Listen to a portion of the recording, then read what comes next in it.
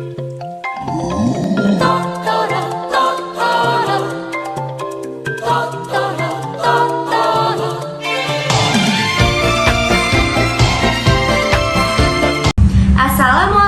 warahmatullahi wabarakatuh. Halo semua, perkenalkan namaku Gendis Fatimah Azahra dari kelas 7C.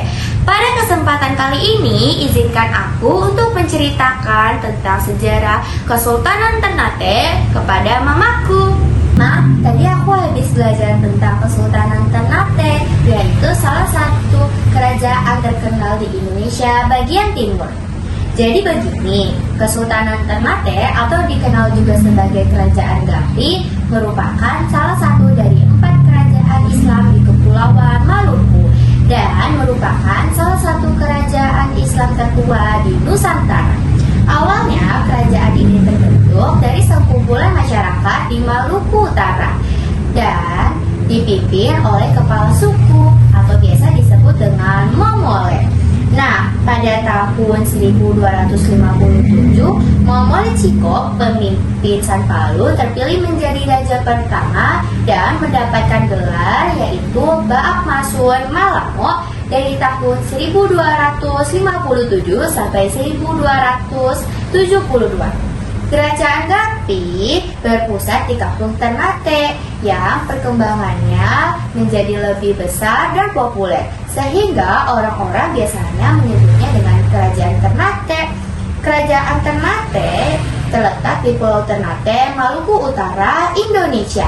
Ibu kota Kerajaan Ternate yaitu Sanpalu yang terletak di Pulau Ternate. Letaknya sangat strategis karena berdekatan dengan jalur perdagangan rempah-rempah. Nah, tahu nggak sih, Ma? Ada tahu beberapa peninggalan dari Kerajaan Ternate, antara lainnya Istana Kesultanan Ternate, Masjid Jami Kerajaan Ternate, Benteng Takalo, Benteng Oranje, Benteng Kalamata, Makam Sultan Abdullah, dan lain sebagainya. Kerajaan Ternate pernah dipimpin oleh raja dan sultan. Raja yang pernah memimpin sebelum masuk Islam yaitu Baak Masun Malamo, Kaicil Siale, Kaicil Komalotubu. Dan sultannya sesudah masuk Islam yaitu Sultan Zainal Abidin, Sultan Bayazirullah, Sultan Tabanji, Sultan Hairun, Sultan Abdullah, Sultan Said Barokati, dan Sultan Hamzah.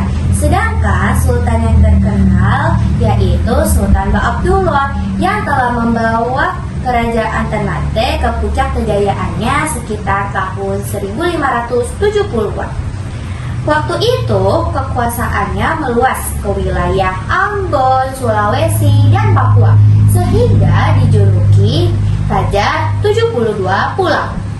Sayangnya seiring waktu kerajaan ini melemah karena konflik internal, intervensi bangsa asing seperti Portugis dan Belanda.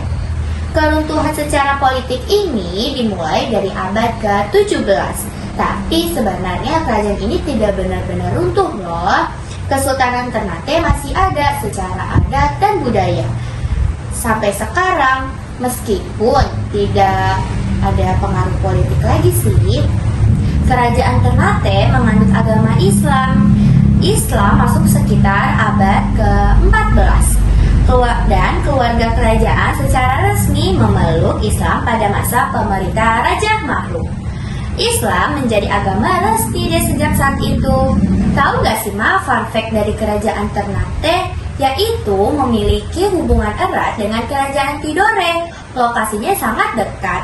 Tetapi mereka saling bersaing, terutama soal perihal dagang rempah-rempah. Itu deh, Ma, yang aku pelajari tentang Kerajaan Ternate. Alhamdulillah ya, Ma. Semenjak adik belajar, jadi bisa sharing dong sama Mama. Iya, Ma, seru dan menarik ya, Ma. Ternyata Indonesia bagian timur punya sejarah hebat seperti Kerajaan Ternate. Benar sekali, Ma. Jadi pesan Mama, mulai sekarang adik lebih rajin belajar ya. Oke, Ma, terima kasih. Sama-sama, Mama bangga sama kamu.